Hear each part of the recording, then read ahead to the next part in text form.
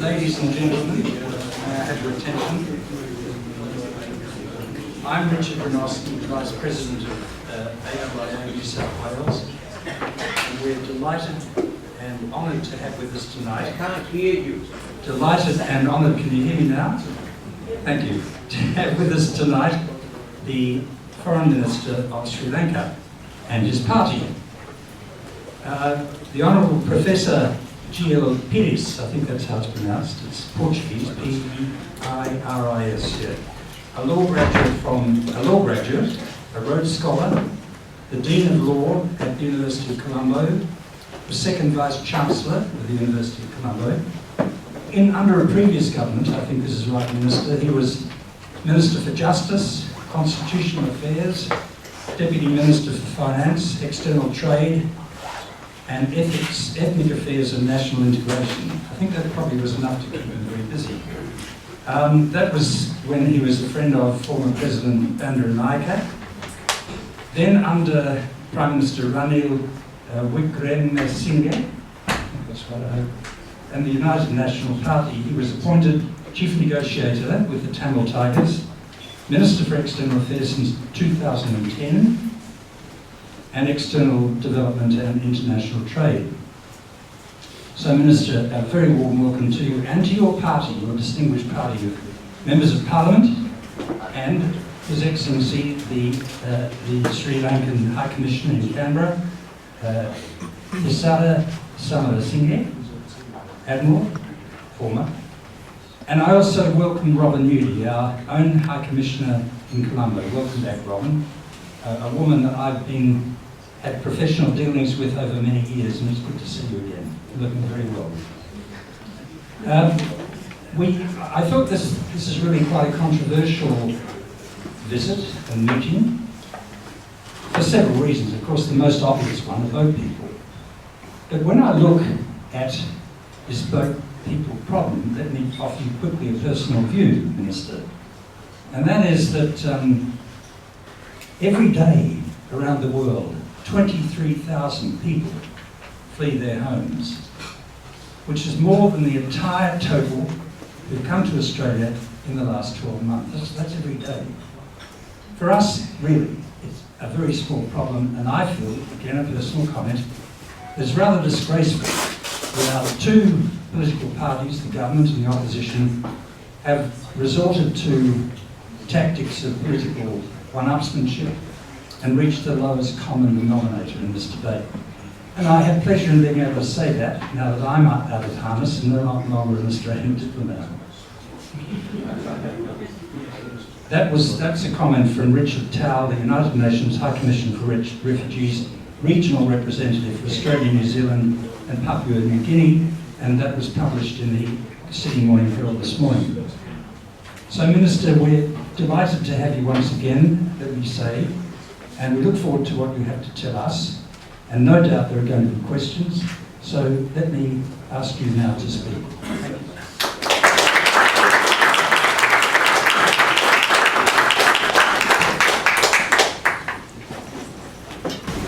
Right, Mr. Chairman, Your Excellencies, ladies and gentlemen, it's a great pleasure to be here with you at your institute to discuss with you a rather fascinating topic which I have been given. Between two giants, Sri Lanka in the Asian century, and that is the topic that was proposed, and I'm happy to make a few remarks to you on that subject. I want to start by saying that as Sri Lanka positioned herself to play a role in this century, we had to decide what our strengths and priorities were. I mean, policy formulation has obviously to be predicated on an objective assessment of the strengths and capabilities of the country, its vital interests, and the future that you envision for yourself has to depend on decisions which are made with regard to those issues. Now, I don't think there can be much dispute about the inherent strengths of Sri Lanka. The following are the chief elements that we took into consideration.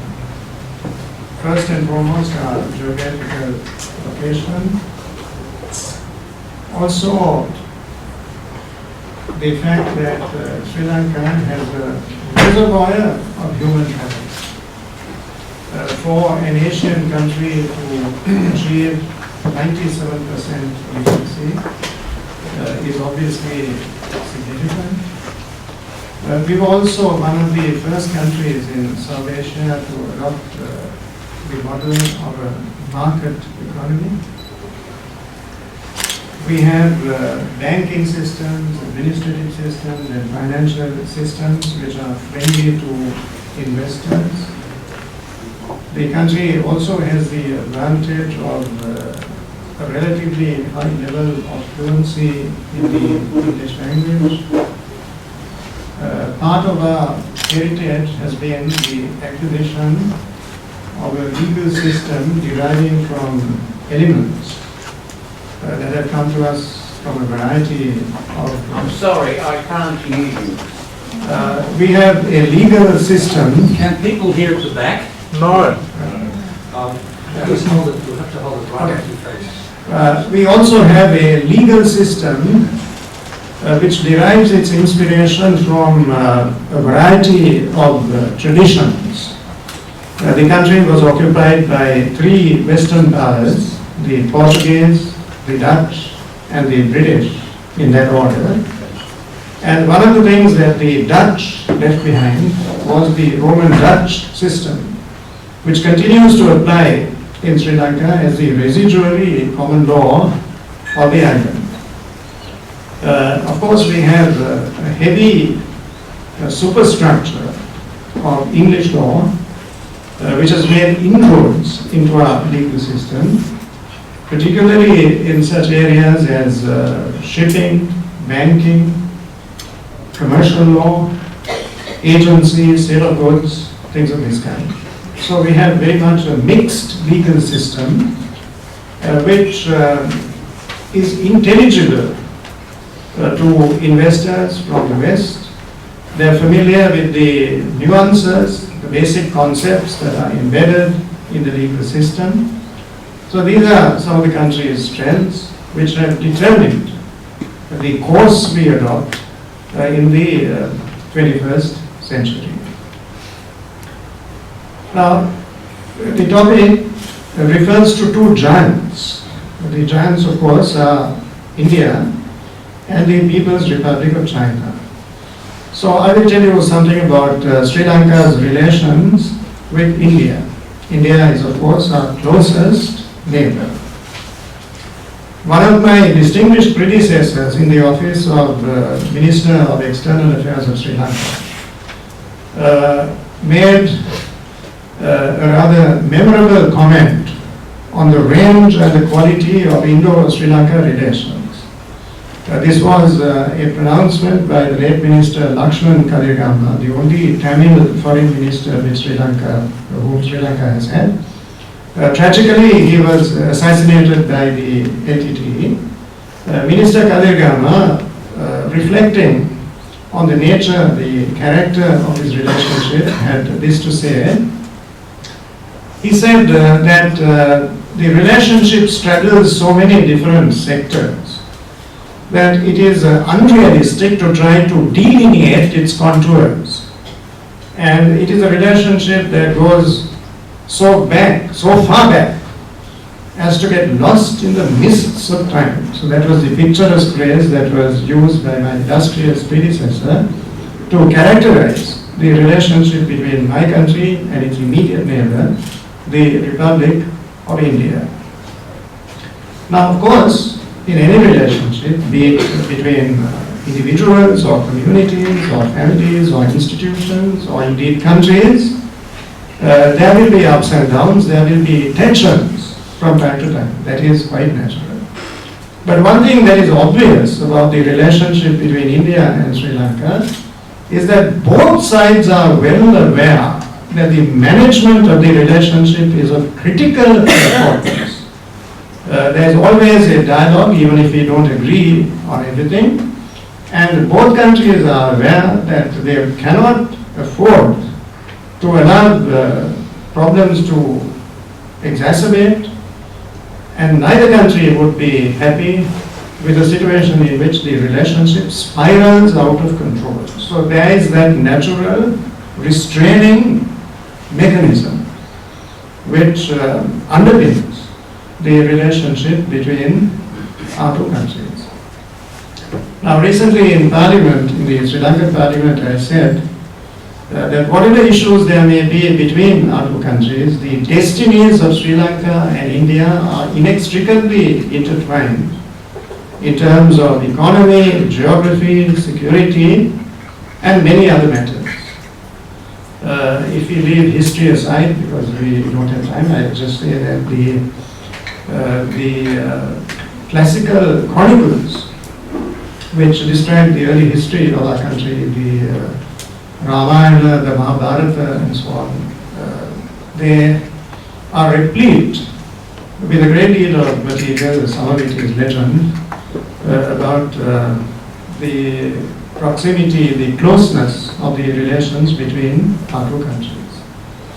In modern times, to give you some idea of the importance of the relationship, tourism is the most visible growth area of Sri Lanka's economy right now, and the largest single source of tourism into the country is India. The largest number of tourists. They don't come to us from the UK or from Germany or anywhere else.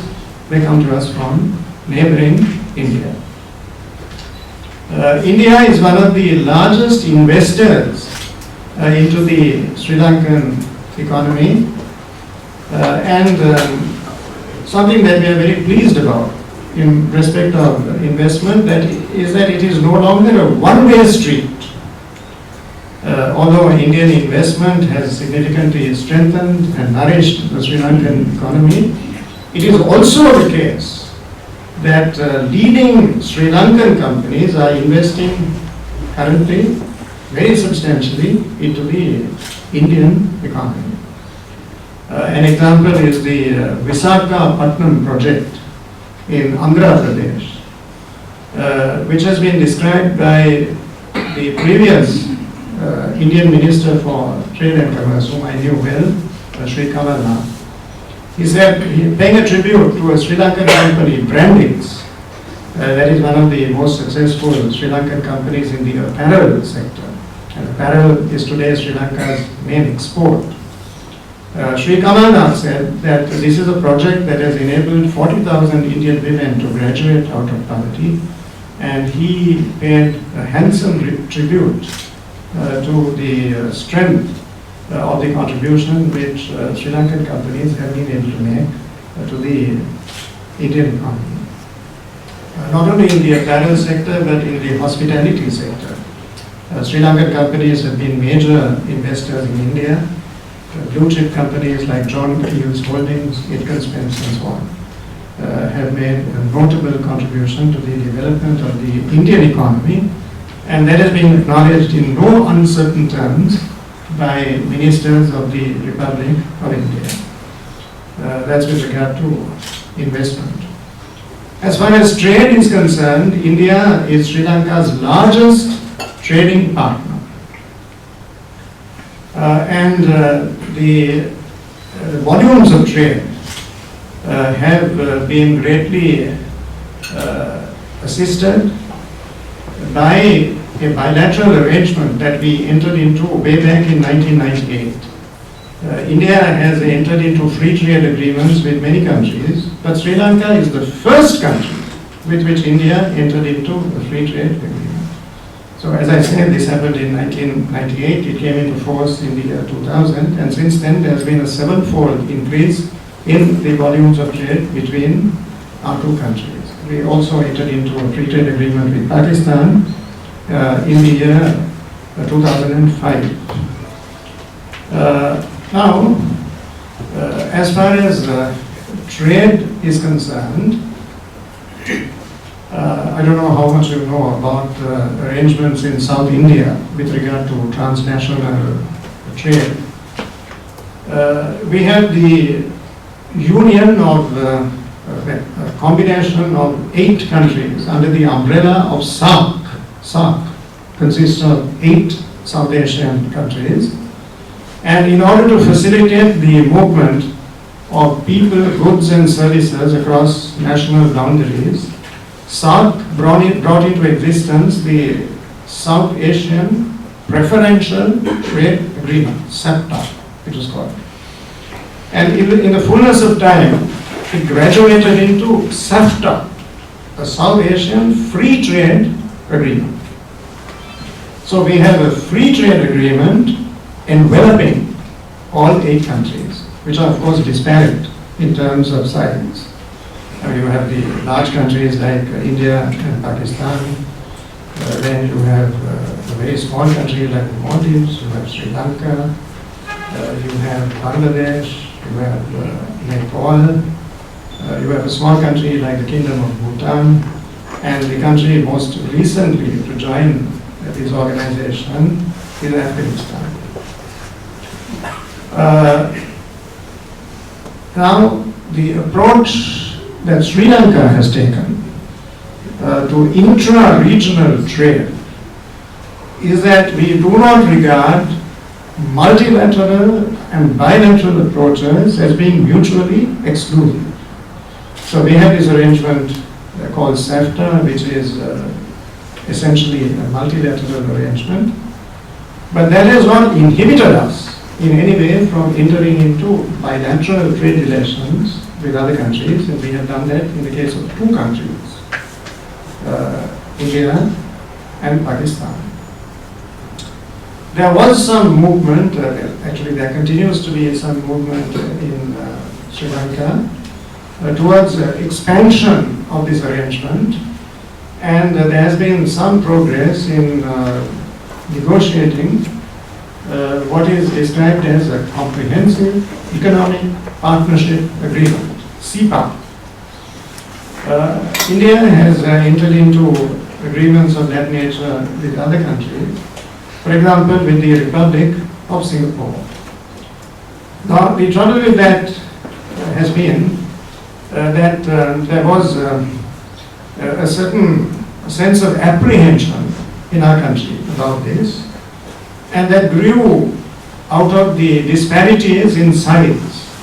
Not unnaturally, business people in Sri Lanka were intimidated by the size of India and the magnitude of the Indian economy. And perhaps not unreasonably, they entertained the fear that they would be at a significant disadvantage in dealing with the Indian corporate sector because of the size of India. Of course, empirical experience has demonstrated that this fear is not entirely irrational, because Sri Lanka has also derived not insubstantial benefits from the FTA, which has been in operation now for a decade and a half. But it was the view of the government of Sri Lanka that we don't want to force the pace, and there must be spontaneous acceptance, indeed enthusiasm, on the part of Sri Lankan companies before the government would take positive steps to enlarge the existing free trade agreement, which deals principally with commodities, to enlarge that into a comprehensive economic partnership which would also envelop the services sector. Now, I need to tell you that when we evaluate some of these developments within the South Asian region, it is a mistake to focus exclusively on the political content of these arrangements or even the economic dimension. Because of political tensions among some of the countries that are members of SAARC, there has been some limit to the alacrity, the speed of the progress that was possible. But to have a realistic idea of the value of the organization of SAARC, one needs to mention that there has been a lot of contact among universities, among professional bodies, architects, accountants. So people-to-people contact in the region has been vibrant, very vigorous, and that has enriched the collective experience of the countries which comprise the SAARC organization. So I have said enough to convince you, I think, that what we have with India is a rich and full relationship. I now turn to the People's Republic of China. There is a misconception that China has some designs in respect of Sri Lanka, and that there is some reason for anxiety on this account on the part of some of our other neighbours. This is absolutely not the case. When I travel to South Asian capitals, I am frequently asked this question, and my answer is that if one looks at the situation objectively in the cold light of reason, one would reach the conclusion without much difficulty that there is no logical reason to entertain any such apprehension. Sri Lanka's relationship with China was not a matter of yesterday or the day before. It is a relationship which has stood the test of time. It has been a warm, mutually supportive relationship. I don't know how many of you have visited Colombo, but those of you who have will know that if you look at Colombo's skyline, some of the most prominent buildings have really been gifts to Sri Lanka by the People's Republic of China. Again, not in recent times. The Bandaranaike International Memorial Conference Hall, where a very significant Commonwealth event is going to take place in November this year, the meeting of the Commonwealth heads of government. The Bandaranaike Hall will be the venue of that conference. And yesterday, Prime Minister Julia Gillard and your Foreign Minister, Senator the Honourable Robert Carr, were telling me how eagerly they were looking forward to attending this event. And similar sentiments were expressed with equal emphasis by the leader of the opposition, Tony Abbott, and Julie Bishop, the deputy leader of the opposition and the shadow minister for foreign affairs. So there we have a bipartisan consensus with regard to Sri Lanka. Now, I was telling you that this hall, where this historic event is to take place, was a gift to Sri Lanka by the People's Republic of China as far back as 1971. That was a gift by Zhou Enlai to the world's first woman Prime Minister, the late Siripavo Bandaranaike. In the next decade, in the 1980s, the Chinese government gifted to us a magnificent building which today accommodates the highest courts in the country. Then, much more recently, in fact, a year and a half ago, the Chinese made another spectacular gift to us, and that was a state-of-the-art facility, a center for the performing arts. Sri Lanka has produced many artists of distinction, but they were handicapped by the lack of a facility of this kind.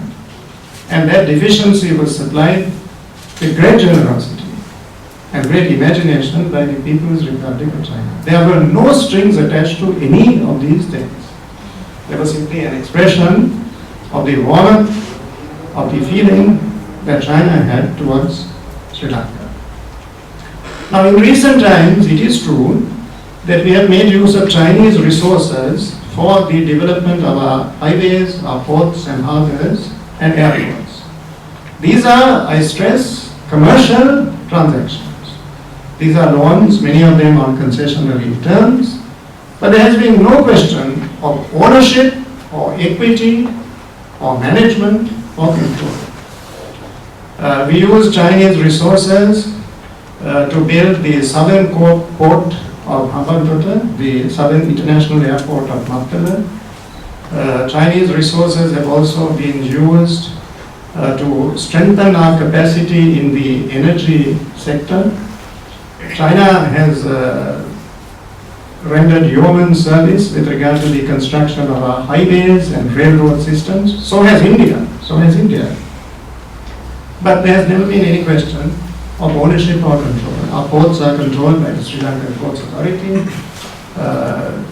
And in fairness to China, there has been no pressure at all with regard to the acquisition of influence deriving from the availability of Chinese resources to Sri Lanka for the construction of these ports, harbors, and roads. Now, on every occasion when this question was put to me, whether in New Delhi or elsewhere, I have always said that we have many friends. Sri Lanka is on the best terms with Pakistan, with India, with the People's Republic of China. There is no exclusivity in any of these relationships. That is, we do not build up a bilateral relationship with one country at the expense of the other. And Sri Lanka has emphatically and consistently asserted that we would under no circumstances allow our soil to be used by any country in a manner that is detrimental to any other country with which Sri Lanka has friendly relations. That is one of the cornerstones of Sri Lanka's foreign policy, and on no occasion have we ever been prepared to depart one jot or tittle from that basic principle. So this is the position with regard to the People's Republic of China. As recently as last month, His Excellency President Rajapaksa undertook a state visit to China.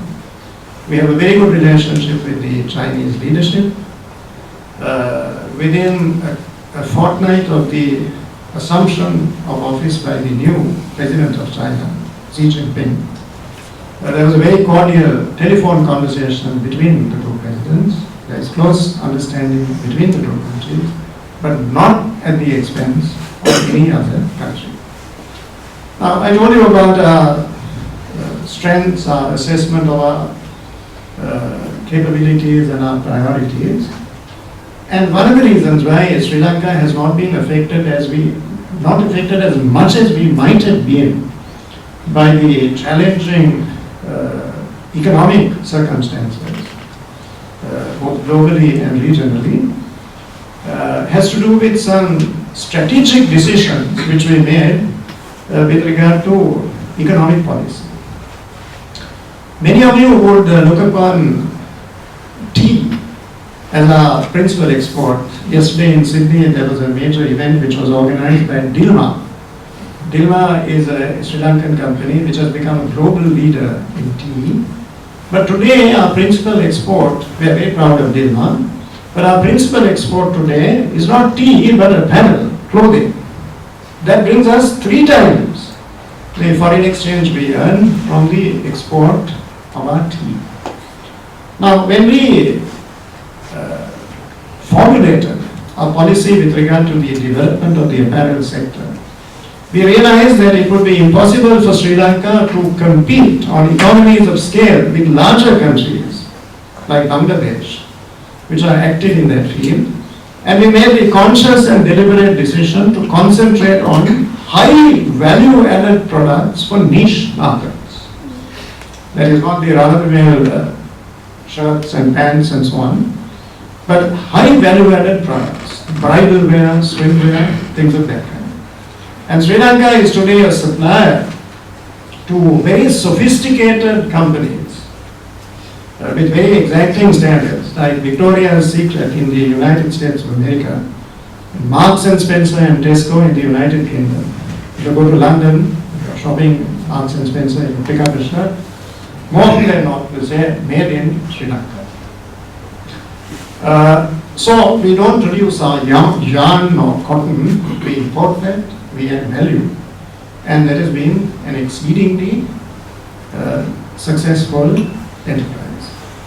As far as our other export commodities are concerned also, whether it is rubber, we don't export, or we try not to export rubber in bulk form, we latex, we add value, we make tires. Surgical gloves, an Australian company called Amsel was very successful in that field. So value addition is something that we concentrate on in all these areas, partly to enhance the foreign exchange that we earn, and equally importantly, to provide employment opportunities for our young people. Now, Sri Lanka's contribution, the chairman referred to problems connected with the boat people. We are making in that sphere a contribution that is disproportionate to our size.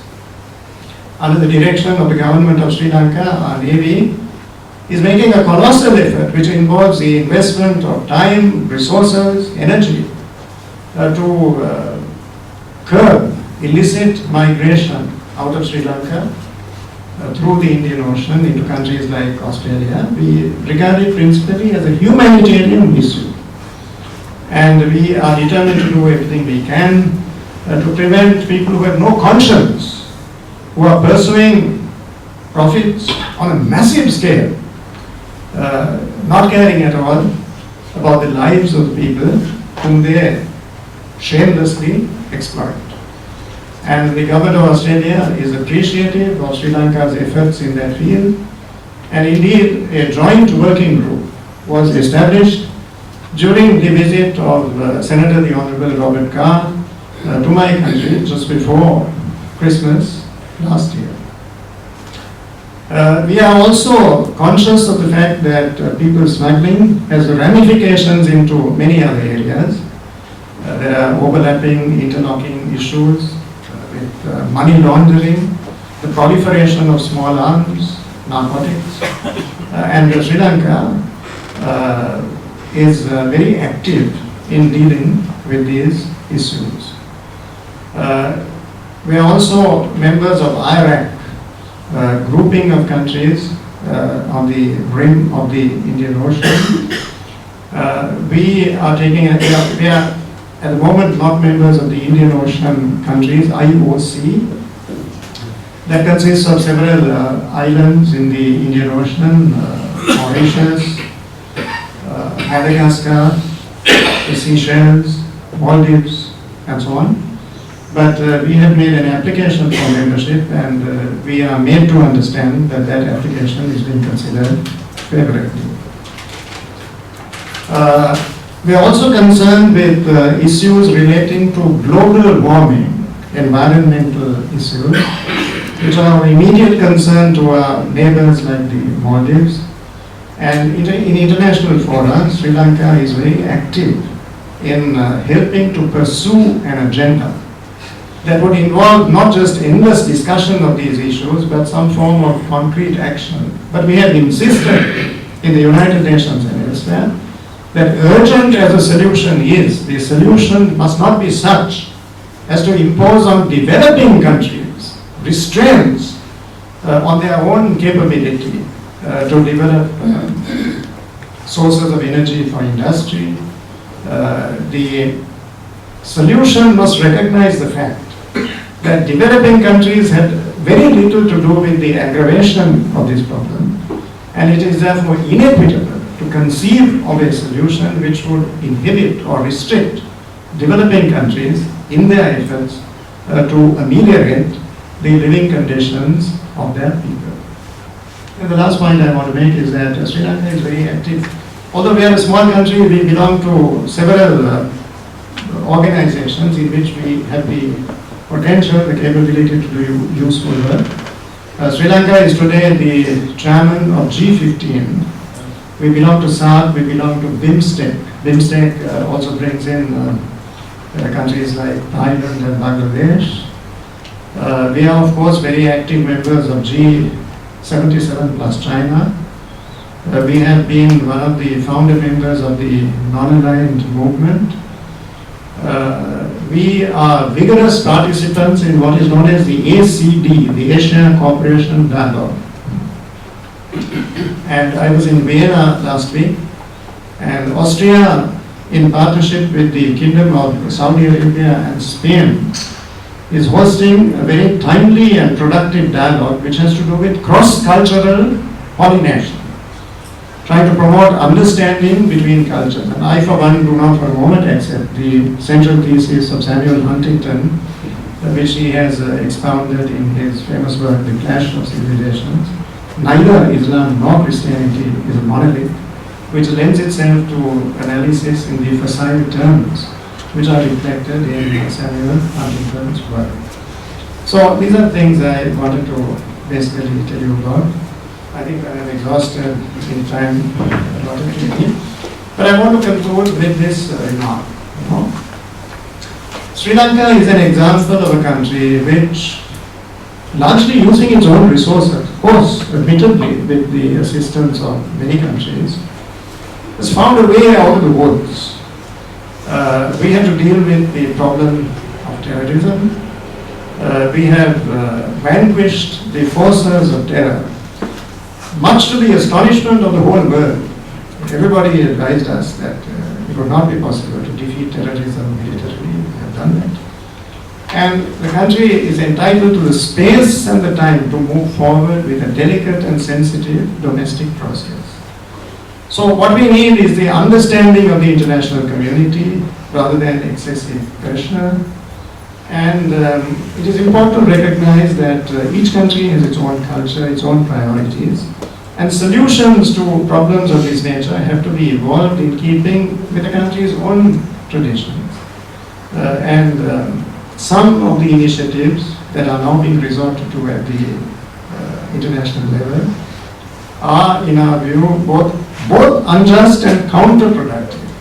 But if any of you are interested in that issue, I would be happy to elaborate on this assertion which I have just made to you. So it only remains for me, Chairman, to thank you very warmly for the honor that you have bestowed on me by inviting me here to your very prestigious institution. I've enjoyed coming here to talk to you on this subject. And of course, I shall be happy to respond to any questions you can put to me. Not only to answer questions, but indeed to listen to any comments or observations that you wish to make on the content of what I have said to you. I thank you.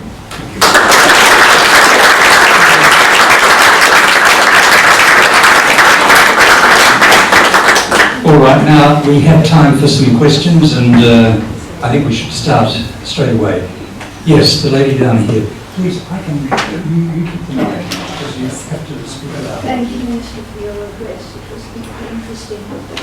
May I ask, while acknowledging the difficulties that there are with both people and everything that goes with that system, can I ask what is being done, can be done, to persuade Tamils or whomsoever that life at home isn't so bad after all, and that they don't need to go to both people to get a better lifestyle? Well, Madam, there is an assumption in that question which is not entirely correct. It is not only the Tamils who are getting on these boats and risking their lives. A lot of the people trying to come to your shores are not Tamils at all. They belong to the majority community and they are simply in search of greener pastures. Yesterday, in the course of my discussions with your leaders in the Australian Parliament, many people that I spoke to made this comment. They said, how can these people really be trying to escape from persecution? Right? How could that be the case? Because if that were so, all they had to do is to cross the narrow stretch of water, less than 25-30 kilometers, which separates us from India. India is certainly not persecuting Tamils.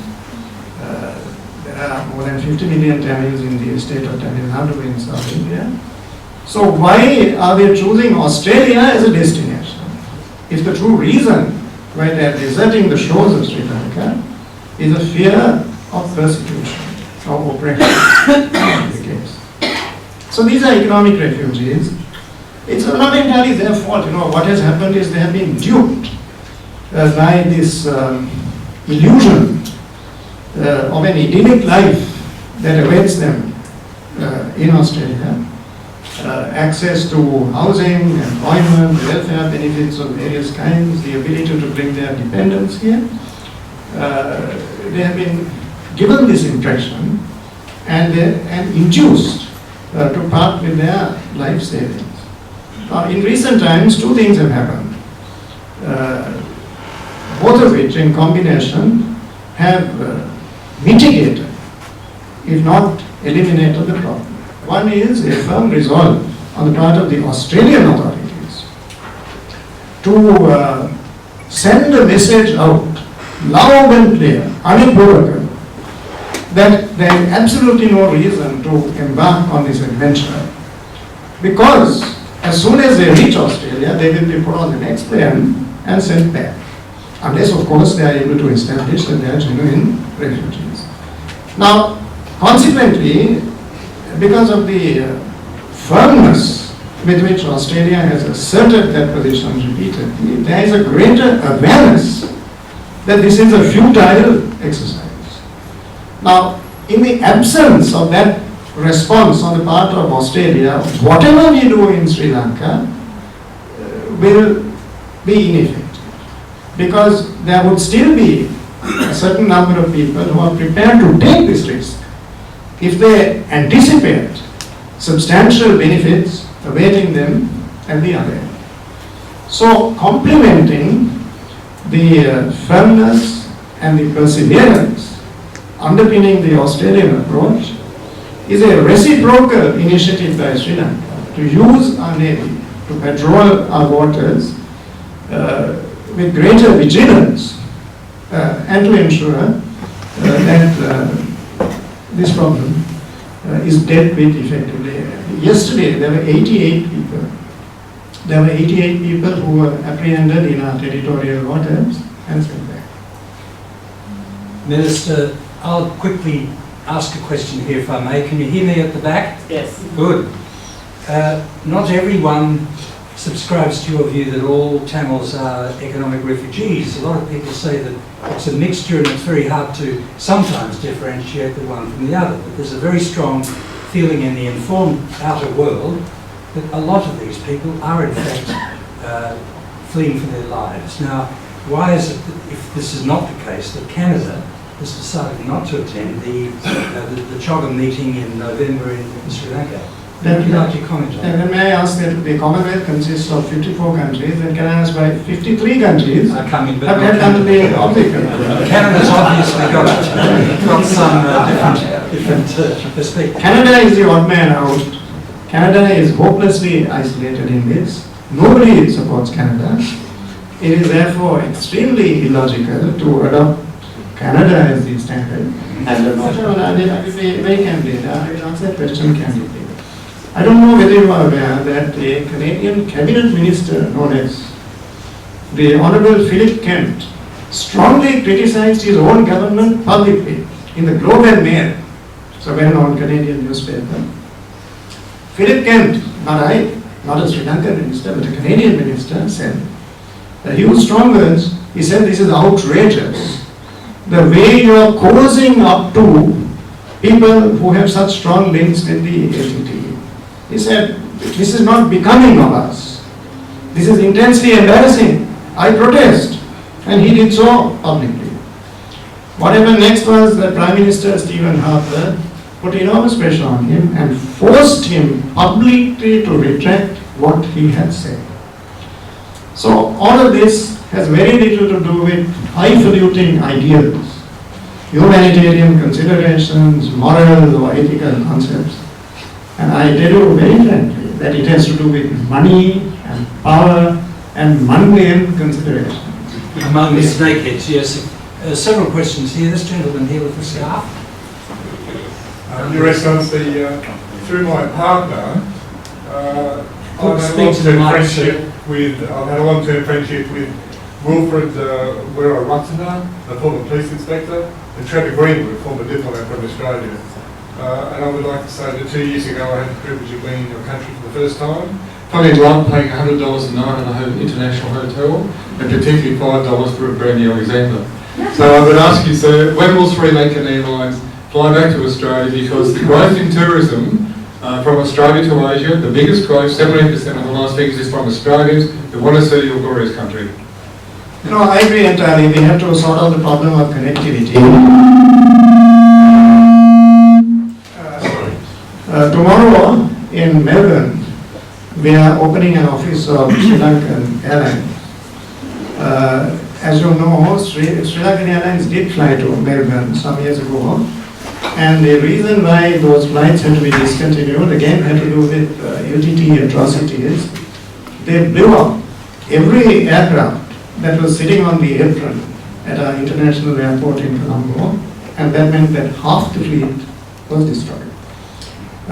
We are planning to purchase some new aircraft in the near future, and no sooner than that happens, Melbourne will be one of the routes that we will consider. Mac. Mac Williams, member of the council. Can I just switch to a totally different topic? Yes. But one which is of great interest to us in Australia, namely the US rebalancing and famous pivot. Not much mentioned in Australia is the fact that that actually extends to the India-Pakistan border, therefore beyond Sri Lanka. I'd be very interested to know what the Sri Lankan government's view is of that particular policy from the Obama administration, and in particular in relationship to your long-term relations with China. Well, you know, our long-term relations.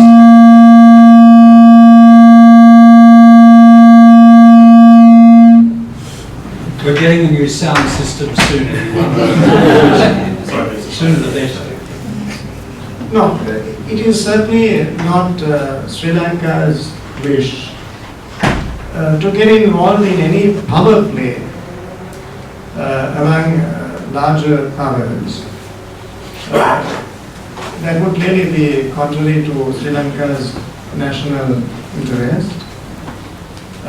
This concept of a pivot to Asia, meaning a closer relationship with Asian countries and turning the searchlight on Asia. Of course, to that extent, to some extent that is inevitable in light of current developments in Afghanistan, Pakistan, and so on. But we would not welcome bases, for example, close to our country, and we expressed that view to the Maldives when there was some discussion about an American base in the Maldives. But then when you spoke of our relation with China, then in fact, just before I began my talk to you, the chairman asked me. So that is interesting because that shows, how deep this misunderstanding is. I mean, the chairman was under the impression that there was a Chinese base in Sri Lanka. There is certainly no Chinese base in Sri Lanka. We would not allow any foreign base in Sri Lanka.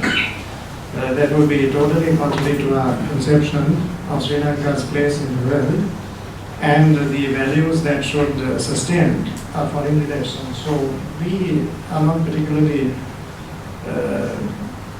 we are not eager to get involved in any situations that arise from decisions by other countries, provided that our own safety and security is assured. So that is why we are unfriendly to the idea of bases by any other country in close proximity to Sri Lanka. Otherwise, we are friends with everybody. Enemies to none. Another question, please. Down at the back, gentleman. Minister, Josh Abdurrahman from the Africa Council. Minister, what is the GDP per capita of Sri Lanka? It is close to 3,000, it's about 2,900. So it compares unfavorably with South Africa, which is 11,700, and Botswana is 15,300. And is that perhaps the cause why Sri Lankans are decamping from Sri Lanka and heading for greener pastures? No, I don't agree with that because there is a yearning in all of us to trying as far as possible to live in our countries, to work with our own people. And today, now I know this as the former head of the university. The chairman introduced me as the second vice chancellor. I was the second vice chancellor. I was the head of the University of Colombo. And I know that at that time there were serious problems about enforcing what are called bonding arrangements. That is, when we sent assistant lecturers for postgraduate training to foreign universities, including your own, we had a large number of people trained at Monash University in particular. There were some serious problems that arose when people refused to come back, and there were many such cases. That is now much less the case than at that time, and we have the refreshing phenomenon today that many people now, for instance, several vice chancellors have told us that people are coming to us now to negotiate, saying, okay, we breached our bonds and we have been working in foreign countries for a long time. This means that the accumulated dues are very large. We can't pay those dues, but we want to come back to Sri Lanka and we would like to negotiate with you in order to reduce our contractual commitment. So with the perception, with the advent of peace and stability in Sri Lanka, more and more people are coming. I think the fundamental fallacy reflected in your question is this, that many of us who made the conscious decision to stay back in Sri Lanka, after I received my doctorate from the University of Oxford, I could easily have accepted a prestigious appointment at Oxford or Cambridge. Why did I go back? You can't measure everything in terms of money or money's worth. That is not the only human motivation. If you apply that yardstick, many people who are in Sri Lanka today would not be there. Because they can earn probably 30, 40 times what they are earning in Sri Lanka abroad. And yet they have chosen to stay in their own country and to work with their own people. So GDP per capita incomes are a relevant factor, I don't dispute that. But they are certainly not the sole and exclusive factor. Yes, this question, gentleman. Yes, you. I'm Jim Friend, AIIA member. You may well be aware of this, Minister, but it's perhaps appropriate to note that this week a major Australian Literature Prize has been awarded to Michelle de Kretzler, an Australian of Sri Lankan origin, for her novel Questions of Travel. My question, however, is on a totally different topic. You've spoken of Sri Lanka's relationships with China. What is the presumably non-governmental but informal private business relationship with Taiwan? Is there much Taiwanese investment in Sri Lanka? There is some, but not very much. But that is not a bone of contention between China and Taiwan, because China does not have any serious problem about Sri Lanka's business contacts with Taiwan. Of course, the one China policy is of critical importance. That is the overriding factor. But successive Sri Lankan governments have consistently adhered to the one China policy. There is only one China. Now, subject to that, that's a political dimension. Subject to that, and without in any manner detracting from it, explicitly or impliedly. If you develop business relationships, investment and so on with Taiwan, that is not a matter of concern to Beijing. Yes, this gentleman down here. Minister, Yes, speak up. I'm just making a statement from the US Department of Country Report on Human Rights, 2012, and it was published on April 21st, 2013. It says, the USA said that Sri Lanka's rights record in 2012 was tainted by major human rights problems, including involuntary disappearances and unlawful killings by security forces and pro-government military groups. What's your comment on this? Well, if you look at the assessment by the United States, or they publish an assessment of the human rights situation in all countries, including your own, not only Sri Lanka. nobody has been able to emerge from that exercise untarnished. There are critical comments about everybody. Look at that is the problem. No, but look at the US comments on the UK. There are very harsh criticisms, right? But the issue is this. I don't think that in these matters, anybody is entitled to adopt a holier than thou attitude. Nobody is. They must turn the searchlight inwards. Now, some of the most ferocious critics of Sri Lanka have very serious problems of their own. You know, I will tell you this, I wouldn't tell you this if it was a private conversation, but when I visited Moscow last year, I had a very interesting discussion with His Excellency Sergei Lavrov, the Foreign Minister of the Russian Federation. And in the course of that conversation, he made some very candid observations to me. And at the end of that conversation, we met the media together here. And in his public remarks, he said, there are no teachers and students in this. Nobody is entitled to put himself on a pedestal and talk down to other people. And he said, what is most distressing about the whole exercise is the horrendous double standards that are being applied. Now that is all too obvious. I don't intend to elaborate on that. Is Sri Lanka the hot spot in the world? What about other countries? In those cases, there are reasons why harsh criticisms cannot be made. Because that would impact adversely on the economic, the strategic, and other interests of the person criticizing. Therefore, silence is the best policy. Discretion is the better part of valor. But when it comes to a small country, where there are no countervailing considerations, then you can give free rein to your crusading zeal. Now that is simply not acceptable, and that cannot be elevated to the plane of an international order that is based upon justice and equity and fair play. It is nothing of the sort. And today there is more and more cynicism about that approach. More questions? Yes, gentleman at the back. Yes, Jared Owens from the Australian newspaper. In recent years, Sri Lanka has gone from being a very small producer of human trafficking boats to being a very large producer, and senior public officials have been accused of being complicit in aiding the trade. To what extent is corruption responsible for the increased number of human trafficking vessels? And also, could more be done on the Sri Lankan end if the will were there? No, I don't think corruption is a significant element at all. I mean, from the days of Adam and Eve, there has been corruption on this planet. And there will always be. Nobody has a monopoly of corruption. But to link this problem with corruption is wholly fallacious. This has nothing to do with corruption. This has to do with increasingly imaginative methods which have been devised by the people who plan these operations to dupe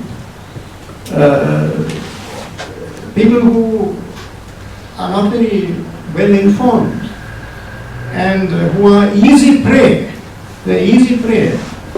Now both Australia and Sri Lanka have put in place certain procedures and mechanisms which are intended really to be protective of the people who are sought to be exploited.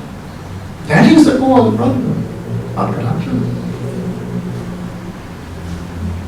John. Thank you very much, Minister.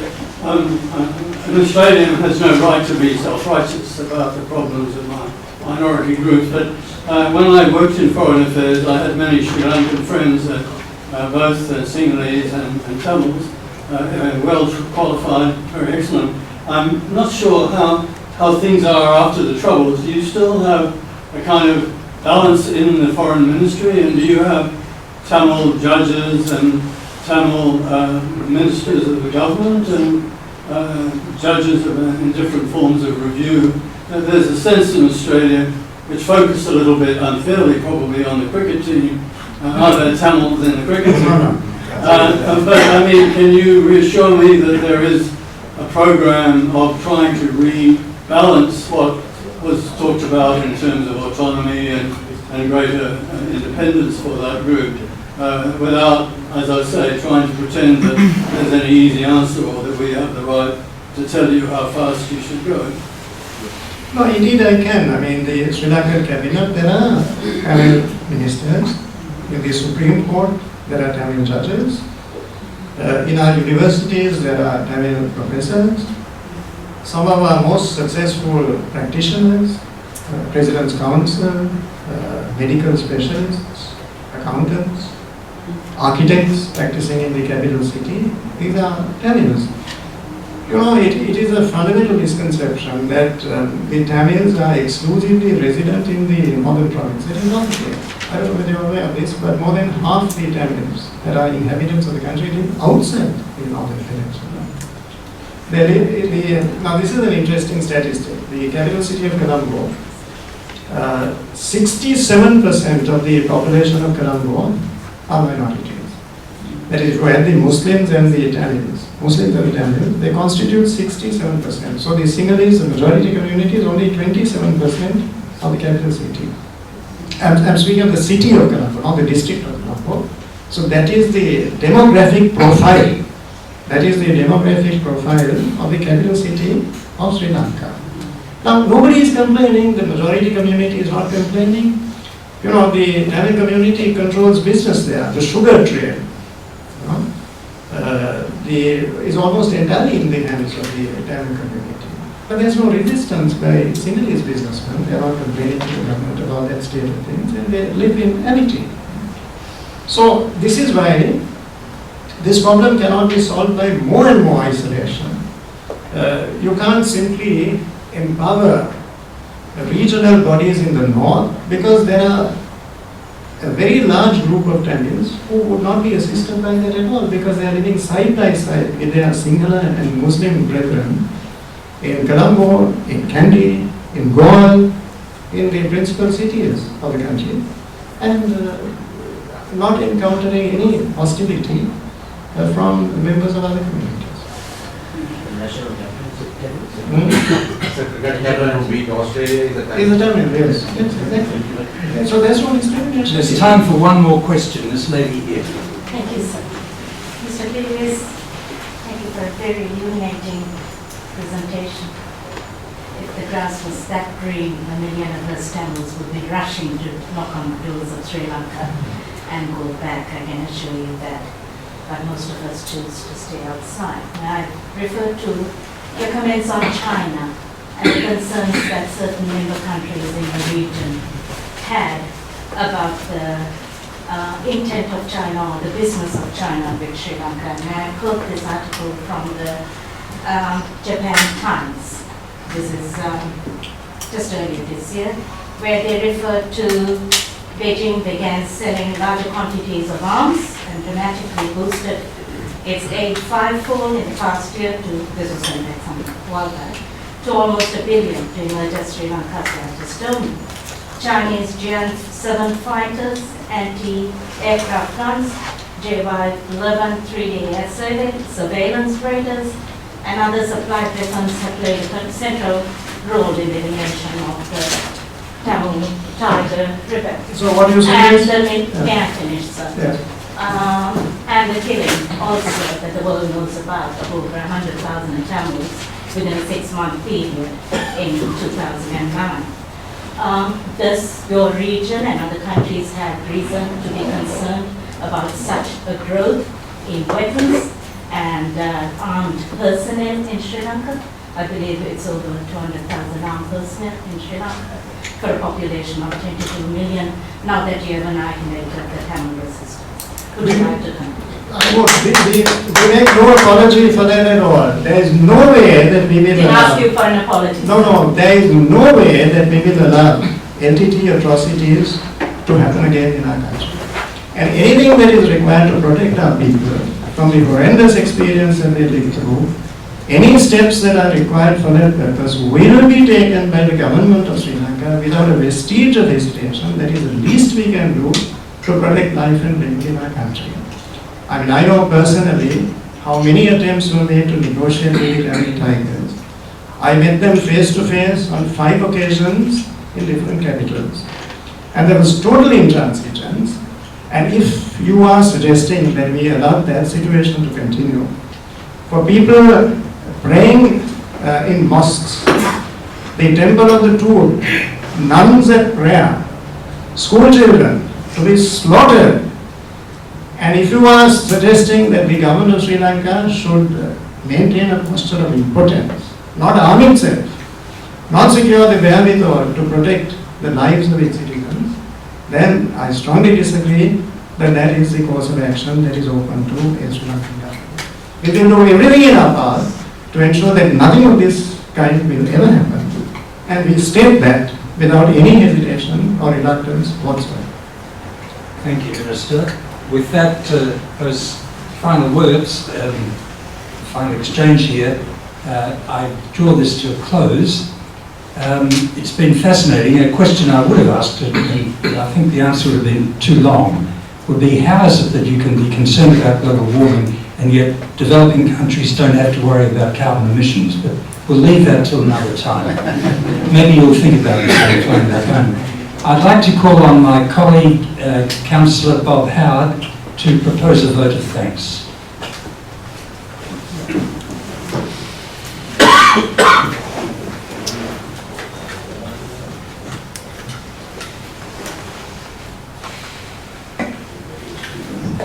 Well, Professor, on behalf of the Institute, I would like to thank you very much for honouring us with your presence tonight.